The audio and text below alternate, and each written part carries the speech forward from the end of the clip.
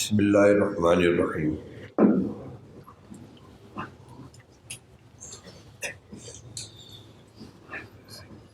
الحمد للہ رب العالمین، والصلاة والسلام علی سید الانبیاء والمرسلین، سیدنا و نبینا و حبیبنا و سندنا و مولانا محمد وعلی آلہ و صحبہ اجمعین۔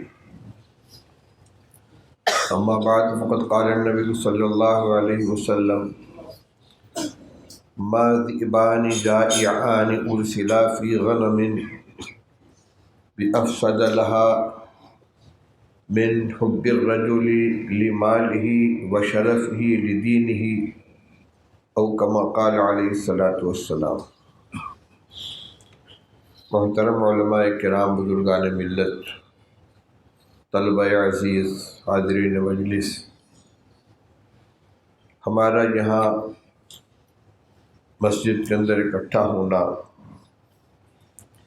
جہاں رمضان المبارک کی مخصوص عبادت اعتکاف کا اجر و ثواب حاصل کرنا اور اعتکاف کی برکات سے مالا مال ہونا ہے، وہیں بڑا مقصد یہاں کے خانقاہی نظام سے مستفید ہونا اور اپنی اصلاح کرنا ہے۔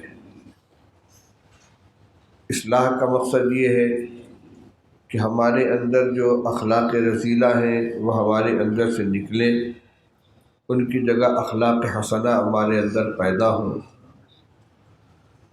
میں نے ابھی آپ کے سامنے نبی کریم صلی اللہ تعالیٰ علیہ وسلم کی ایک بہت اہم روایت پیش کی ہے، جس میں اللہ کے رسول صلی اللہ علیہ وسلم نے انسانوں میں پائے جانے والے دو رذیلوں کا ذکر کیا ہے اور ان کی تباہ کاری کا نقشہ کھینچا ہے،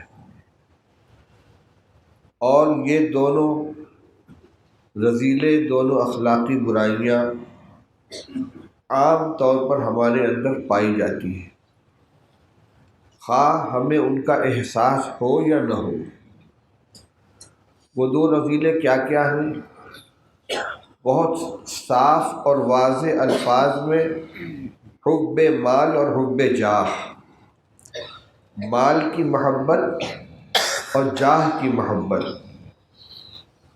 یہ دو رذیلے ہیں، دو اخلاقی خرابیاں ہیں جو انسان کو تباہ کرتی ہیں، اور انہی کی بنا پر دیگر بہت سی خرابیوں کا آدمی شکار ہو جاتا ہے، بہت سی اخلاقی خرابیوں کا بھی شکار ہوتا ہے اور عملی خرابیوں کا بھی شکار ہوتا ہے۔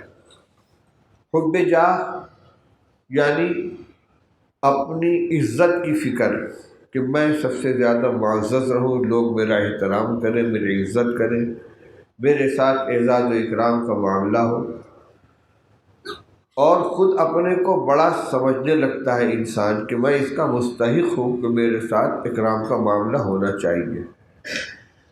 اسی سے تکبر پیدا ہوتا ہے، اسی سے اعجاب نفس پیدا ہوتا ہے، اسی سے آدمی مشوروں سے، جس کا شریعت میں حکم دیا گیا ہے، اس سے دور رہتا ہے، مشورے نہیں کرتا۔ کیوں؟ اس لیے کہ میں سب سے زیادہ قابل ہوں، سب سے بڑا ہوں۔ اگر اس کے ساتھ کوئی معاملہ اس کے اپنے خود ساختہ مقام و مرتبے سے کچھ فروتر کر دیا جائے، کچھ کم کر دیا جائے، بھڑک اٹھتا ہے، میرے ساتھ تم نے ایسا معاملہ کیا، تم سمجھتے کیا ہو اپنے آپ کو؟ نہیں جانتے کہ تم جانتے نہیں کہ میں کون ہوں۔ یہ ہے حب جاہ۔ اور حب مال میں بہت مختصر کر رہا ہوں، اور حب مال ظاہر بات ہے، مال کے آنے میں، کمانے میں، جمع کرنے میں، پھر خرچ کرنے میں، سب میں وہی مال کی محبت ہی دخیل ہوتی ہے۔ اچھا، پھر مال کی محبت تو انسان کی طبیعت و فطرت میں رکھی گئی ہے۔ زُيِّنَ لِلنَّاسِ حُبُّ الشَّهَوَاتِ مِنَ النِّسَاءِ وَالْبَنِينَ وَالْقَنَاطِيرِ الْمُقَنطَرَةِ من الذهب والفضة والخيل المسومة والأنعام والحرث ذلك متاع الحياة الدنيا۔ جتنی چیزوں کو اس میں شمار کیا گیا ہے اس سب کی محبت فطرت میں رکھی گئی ہے۔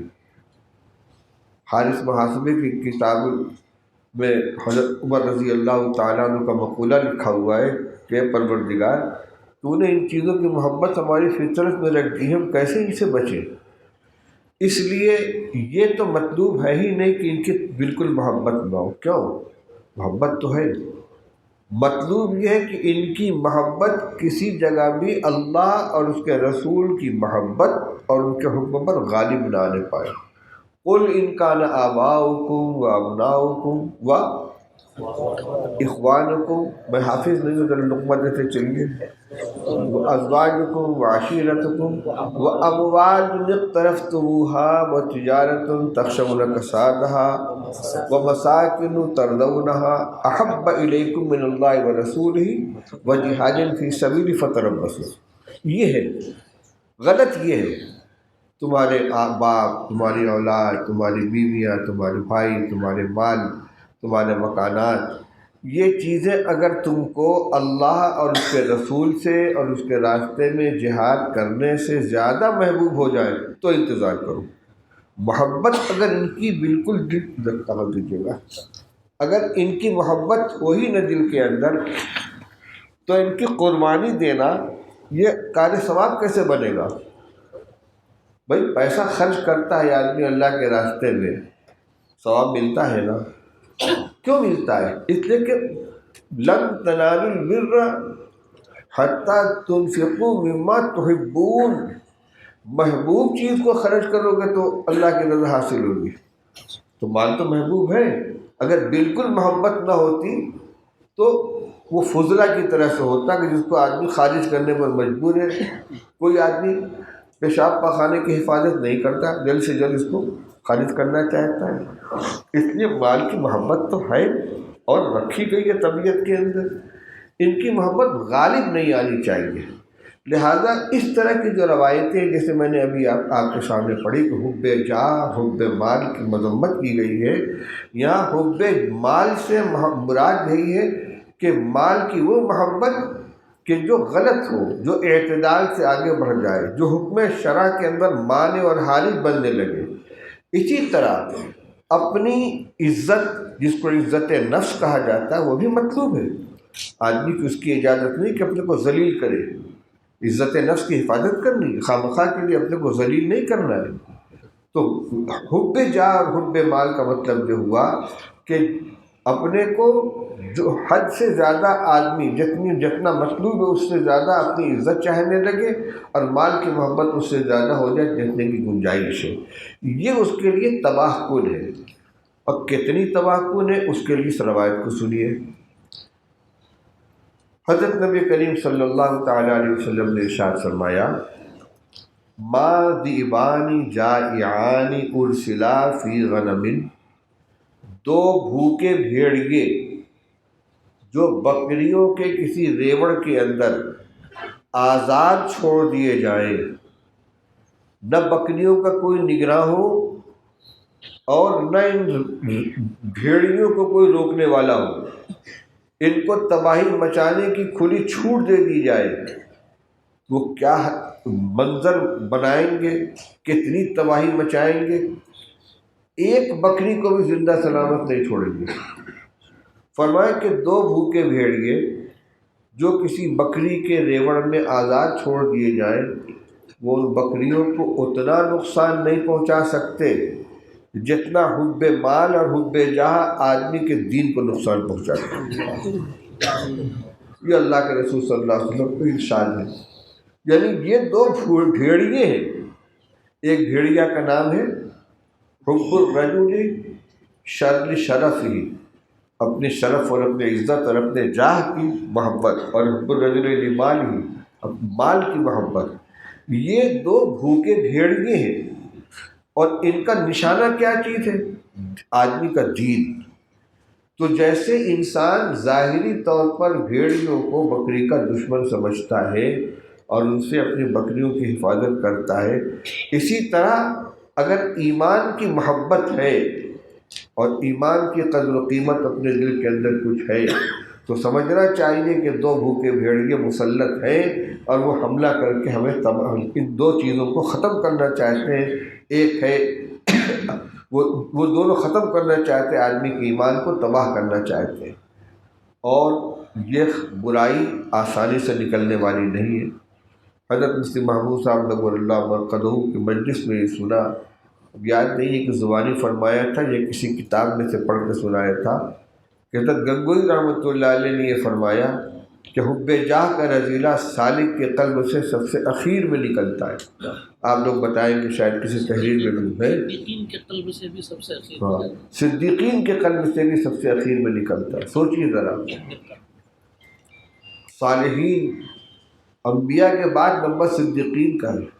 اولئک الذین انعم اللہ علیہم من النبیین والصدیقین والشہداء والصالحین، 4 درجے ہیں۔ انبیاء کے بعد صدیقین ہیں، پھر شہداء ہیں، پھر صالحین ہیں۔ تو نبوت کے بعد درجہ صداقت کا ہے، صدیق کا درجہ ہے، اور صدیق کے قلب سے بھی حب جاہ کا رذیلہ سب سے اخیر میں نکلتا ہے، بہت مشکل سے نکلتا ہے۔ اس لیے میرے بھائی ہمیں اس کی طرف توجہ کرنی چاہیے۔ مدرسوں میں خاص طور سے ہم لوگ مدرسوں سے تعلق رکھنے والے ہیں، جتنے اختلاف ہوتے ہیں غور کریں گے ہم، ناظم صاحب اور مدرس کے درمیان، ملازم اور منتظم کے درمیان، عام طور پر ان میں یا تو حب جاہ کا دخل ہوتا ہے یا حب مال کا دخل ہوتا ہے۔ میرا مرتبہ جو تھا اس کے مطابق مجھ سے معاملہ نہیں کیا گیا۔ میں قدیم استاد ہوں، میری موجودگی میں فلاں استاد کو فلاں کتاب دے دی گئی، فلاں کو صدر مدرس بنا دیا گیا۔ اتنا ہی نہیں، رجسٹر حاضری میں فلاں کا نام میرے نام سے پہلے لکھ دیا گیا۔ اس پر بھی ہو رہا ہے جھگڑا بڑے اداروں کے اندر، باقاعدہ کہ رجسٹر حاضری میں، تنخواہ کے رجسٹر میں فلاں استاد کا نام مجھ سے پہلے لکھا گیا جبکہ میں ان سے قدیم ہوں، فلاں کتاب فلاں استاد کو مجھ سے پہلے دے دی گئی جبکہ میں ان سے قدیم ہوں۔ یہی تو حب جاہ ہے۔ اسی طرح فلاں مجلس کے اندر فلاں صاحب کو بلایا گیا مشورہ کرنے کے لیے، مجھ کو نہیں بلایا گیا، کیوں؟ میں تو ان سے قدیم ہوں۔ یہ ہے وہی اپنی عزت اور اپنے اعزاز کی خواہش کہ میرے ساتھ اعزاز کا معاملہ کیا جائے، میرا مرتبہ پہچانا جائے، اور اگر جیسے میں نے کہا نا کہ اپنی خود ساختہ حیثیت سے ذرا سا فروتن اگر معاملہ ہو گیا، ناراض ہو کر بیٹھ جائیں گے، بولیں گے نہیں، پتہ بھی نہیں چلے گا حضرت ناراض کیوں ہے، منہ پھلا ہوا ہے، بیٹھے ہوئے منہ پھلائے ہوئے، کیا حضرت کیا بات ہے؟ نہیں کچھ نہیں، ارے کچھ تو نہیں بات مت۔ اسی طریقے سے تنخواہوں میں 10 روپئے کے لیے جھگڑا ہوتا ہے، تنخواہوں میں اضافہ، اجرت میں اضافہ، ترقی، سالانہ ترقی میں، بونس میں، گرانی الاؤنس میں، جہاں جہاں ان چیزوں کا تذکرہ ہے وہاں یہ جھگڑے ہوتے رہتے ہیں۔ تو میرے بھائی اور بزرگوں، ہم مدرسوں میں جو لگے ہوئے ہیں یہ تو حقیقت میں اپنی دینی خدمت انجام دینے کے لیے لگے ہوئے ہیں، کہتے تو ہم یہی ہیں۔ آپ سے پوچھا جائے کیا کہہ رہے ہیں؟ مدرسے میں خدمت کر رہا ہوں۔ خدمت کرنے والا خدمت کا صلہ بھی چاہتا ہے، تو خدمت کر رہے ہیں تو مخدوم فوری خدمت قبول کر لے، اس کا احساس ہے، اس کا احسان ہے۔ ہم خدمت کریں اور اس کے بعد اس کا صلہ بھی چاہیں اور یہ چاہے کہ ہماری خدمت کا اعتراف کیا جائے، اور کہیں سے اس کے اندر کوئی کمی ہو جائے تو ہمیں شکایت ہونے لگے۔ ایسا نہیں ہونا چاہیے۔ اس روایت کی عزت پیش کرنے کا مقصد سب سے پہلے اپنے نفس کو مخاطب کرنا ہے، پھر آپ تمام دوستوں کو کہ یہاں ہم جو اکٹھا ہیں تو ہمیں اپنے قلب میں جھانک کر جائزہ لینا چاہیے کہ جتنے برے اخلاق ہیں، تکبر ہے، حسد ہے، بغض ہے، کینہ ہے، خود غرضی ہے، یہ برائیاں ہمارے اندر ہے تو نہیں، اور اگر ہیں تو ان کے ازالہ کی ہم کتنی فکر کرتے ہیں۔ عام طور سے جب متعلقین اپنے شیخ کے سامنے اپنے حالات بیان کرتے ہیں تو اس صرف معمولات کا ذکر کر دیتے ہیں، حضرت الحمدللہ معمولات پورے ہو رہے ہیں، اور ان کو جواب مل جاتا ہے ماشاء اللہ، اللہ تعالیٰ استقامت عطا فرمائے، معمولات کی پابندی ترقی کا زینہ ہے، مطمئن ہو جاتے ہیں الحمدللہ بہت اچھا ہے۔ لیکن یہ کہ ہم جو یہ رگڑ ضرب لگا رہے ہیں اور ذکر کر رہے ہیں تو کچھ اندر سے نکل بھی رہا ہے کہ نہیں نکل رہا ہے، ذرا اس کو دیکھنا چاہیے۔ اپنی خرابی کو، اپنی برائی کو خود محسوس کرنا، اس کو بیان کرنا چاہیے کہ ہمارے اندر یہ کمزوری ہے، ہمارے اندر یہ خرابی ہے۔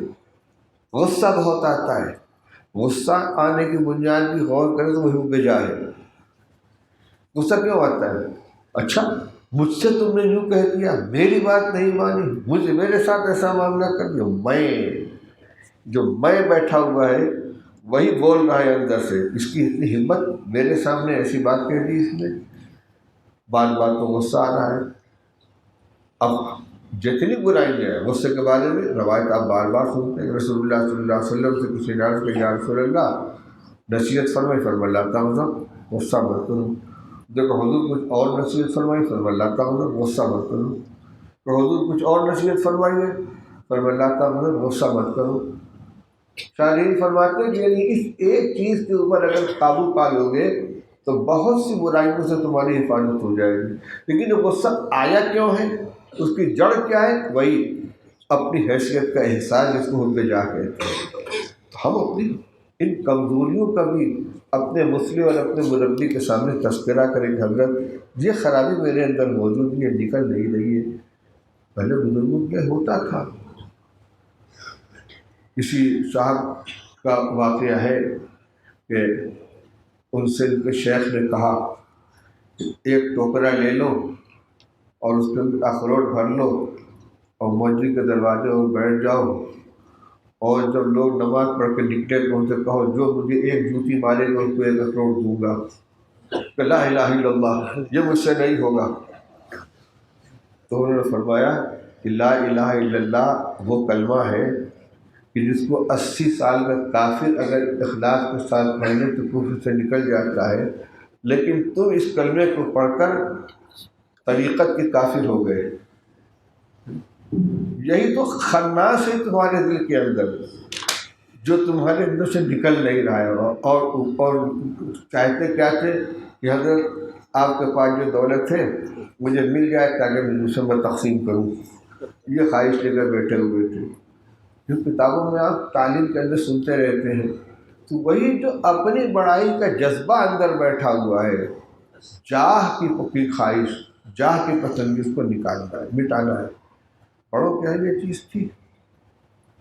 اور بہت دور کے بچے بھی ہمارے جو اکابر ہیں، حضرت گنگوئی رحمۃ اللہ علیہ، حضرت تھانوی رحمۃ اللہ علیہ، شیخ الحدیث رحمۃ اللہ علیہ، ہمارے حضرت مفتی محمود صاحب نظر اللہ مرکزہ، پہچانتا نہیں تھا کوئی اگر ناواقف آدمی کہ یہ کون ہے، ان کا مقام مرتبہ کیا ہے۔ اس لیے میرے بھائیوں، ہم جو ان بزرگوں کی جوتیوں سے تعلق رکھتے ہیں، اپنے اندر ان اخلاق حسنہ کو پیدا کرنے کی کوشش کریں، اخلاق رذیلہ کو نکالنے کی کوشش کریں، اپنی برائیوں کی نشاندہی کریں اور ان کا ذکر کر کے ان کا علاج تجویز کرائیں، اور جو علاج بتایا جائے اس پر عمل کرنے کی کوشش کریں۔ اور اس لیے کہ اس کا جو نقصان ہے اس کو سامنے رکھیں۔ روایت میں نے اسی لیے سنائی ہے تاکہ ہمارے بات ذہن میں رہے کہ یہ کوئی اضافی قسم کی چیز نہیں ہے، بڑی مستحب کے درجے کی، کر لیں گے تو بہت اچھا نہیں۔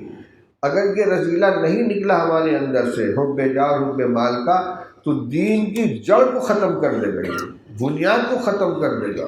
جیسے بھیڑیا بکریوں کی نسلوں کو ختم کر دینے والے، اسی طریقے سے حب جاہ اور حب مال یہ ہمارے ایمان کو، اسلام دین کو پورے کے پورے کو تباہ کر کے رکھ دے گا۔ اس لیے اس کو ہمارے اندر سے نکلنا چاہیے۔ علماء کے درمیان جو اختلافات ہوتے ہیں عام طور پر یہ حب جاہ کی بنیاد پر ہوتے ہیں، کوئی جھکنے کے لیے تیار نہیں ہوتا، لمبے لمبے عرصے گزر جاتے ہیں، ایک دوسرے سے بول چال بند ہے، ہر مدرسے کے اندر اختلاف، ہر مدرسے میں اختلاف، منتظمین اور اساتذہ میں اختلاف، بہت کم مدرسوں کے الا ماشاء اللہ کہ جہاں سارے کے سارے ایک جیسے ذہن کے اور دماغ کے سب مل کے کام کر رہے ہوں، ورنہ کہیں نہ کہیں سے اندر کچھ نہ کچھ کھوٹ باقی رہتی ہے، اس کو ختم کریں، خادم بن کر رہے، انشاءاللہ اللہ تعالیٰ اس سے زیادہ عزت عطا فرمائے گی۔ کوئی میری آواز آپ سن رہے ہیں، میں بات بول نہیں پا رہا ہوں، اس لیے آج نہیں تو اجازت دے دیں۔ اللہ تعالیٰ قبول فرما لے، مجھے بھی توفیق عطا فرمائے عمل کرنے کی، اور آپ حضرات کو بھی۔ وآخر دعوانا الحمدللہ رب العالمین۔